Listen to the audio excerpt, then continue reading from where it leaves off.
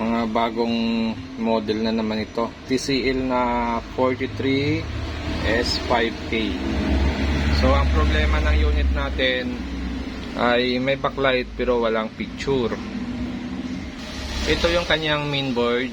So pansin natin, ano, iba na naman yung design ng mainboard dito. Tapos built-in yung DC-DC niya, ribbon na lang dito. Tapos pagbaba niya ribbon din. Isa lang yung ribbon na pumasok sa ating top board. So yung ganito, hindi ka pwede maghang ng ribbon or mag-tape na ito dito. So kailangan mo rito, i-check mo talaga kung saang side ang may problema sa kanyang clock signal or sa mga SMD natin kung may shorted. So ito, makikita natin dito may data naman siya dyan na STB, LC1, LC2, pero yung clock signal natin walang data dyan. So tingnan natin kung saan nakalagay yung clock signal natin. So dito nakalagay yung clock signal natin, yung data natin dito. Yan. So ito yon 2, 4, 6, 8, 10.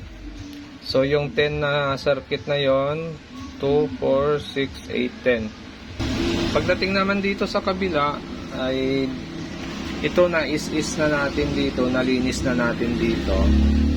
Nailabas na natin yung clock signal natin. Bali yung clock signal natin ay 8. So mula dito clock signal natin 1, 2, 3, 4, 5, 6, 7, 8. So ito clock signal natin tong 8, tapos itong dalawa natin ay yan yung ating swapping voltage. Okay, so na-trace natin yung problema sa circuit ng swapping voltage natin saka sa CKB. So ito yung swapping voltage natin. Yan, ito CKB, ito swapping voltage natin. So ang reading natin dyan ay napakababa. Yan, nasa 313 ohms lang siya. So pag ganito kababa ang reading, positive na may leak yung ating circuito. Hindi pa natin alam yan kung itong side na to may problema o doon sa kabilang side. So aalamin ngayon natin yan. Gagawin natin, ikakat natin dito yung isang circuito. Pwedeng ito or pwedeng ito. So kung saan madali ikat saka madali ibalik, mas maigi yun ng ikakat natin. So ito open area ito, mas madali ito ibalik at mas madali din siya ikat, kaya ito i-open natin. Titingnan natin kung pag nag-open tayo rito, mawawala ba yung 300 ohms or mayroon pa rin. Pag mayroon pa rin, ibig sabihin na sa kabila ang issue. Pero pag nawala siya, pag nag-cut tayo rito, nawala siya, matik na itong may problema.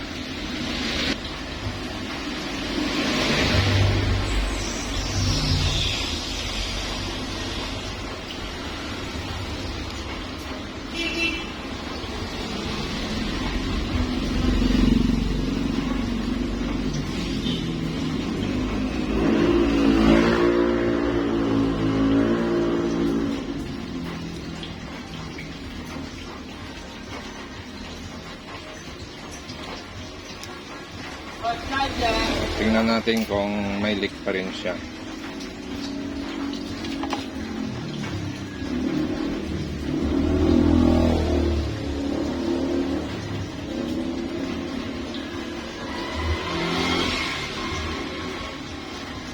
So mayroon pa rin siya, no? 312. So check natin yung sa baba. Tingnan natin kung mayroon dito.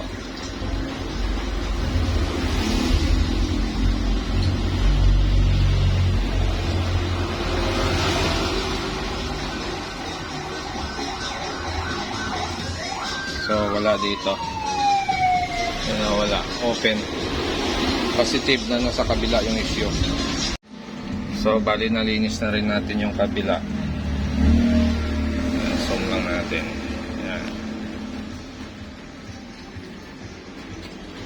So bali ito yung ating LC2 saka LC1. So ang nag-leak kanina ay LC1 sa clock signal na ito. Yan. Bali, pangalawang clock signal dito. Okay, so dito ang leak. So tingnan ngayon natin. So sukatin ngayon natin kung leak pa siya. So ito yon. Ito ang leak niya dito. Okay, so reading natin ay 4.3 M na siya, no? So positive na itong side na to, may problema. Pero pag dito tayo sa baba mag-reading dito, pag yan tayo nag-reading, ito ang reading niya, 307.2 ohms. Yan. So positive na. Ang problema ng unit natin ay side dito. So try natin ang clock signal. Buhayin muna natin yung LC1, LC2 lang muna ang ikakat natin. Titingnan natin kung magkakaroon ito ng display. Bali, binalik na natin yung pinutol natin dito. Tapos dito na tayo nag-execute. So nagtry ako putulin lang yung LC1, LC2 natin. Negative, mayroon siyang galaw sa screen or nagdo-double image siya. Kaya ginawa ko, kinat ko rin yung clock signal natin, ito, tapos yung pito dito. So ang displayan ngayon ay tingnan natin. Ayan. So bali ito na yung display niyan. Okay naman, makinis naman siya, hindi naman siya nagkaroon ng hairlines. Ayan. May display na yung unit natin. Okay, so yun lang naging issue nito, clock signal. So nare-repair pa naman pala yung ganitong top board. Ito yung top board number. Ayan. So buo yung side natin dito. At dito sa side na ito ang problema ng clock signal natin sa kanang swapping voltage natin. So ang nakakuha natin na leak ay sa LC1 to clock 4 ang leak natin. Kasi ito yung leak natin, yung LC1, tapos yung dito sa taas ang tagos niya 300 plus ohms lang ang resistance ng clock signal natin dito sa LC1 natin, kasi itong sa loob ay LC2 natin. Okay, so yun lang naging problema nito. Nakuha natin siya sa resistance, pero pagdating doon sa cutting method, kung saan yung may problema, hindi talaga natin siya nahulaan. Kasi una nating execute ng cutting dito, so hindi dito ang issue. Kaya ginawa natin, binalik na lang ulit natin yung pinutol natin dito na LC1. Tapos lumipat tayo dito. So nagputol tayo ng LC1 dito. Nawala yung leak niya na 300 ohms sa taas. Pero pag dito ka sa baba mag-reading, ay mayroon siyang 300 ohms sa baba. So ibig sabihin, itong side na to ang may problema sa kanya, sa side ng glass natin. So nag-cut tayo dito ng LC1, LC2 sa kanang swapping voltage niya at yung clock signal niya. Okay, so okay na yung unit.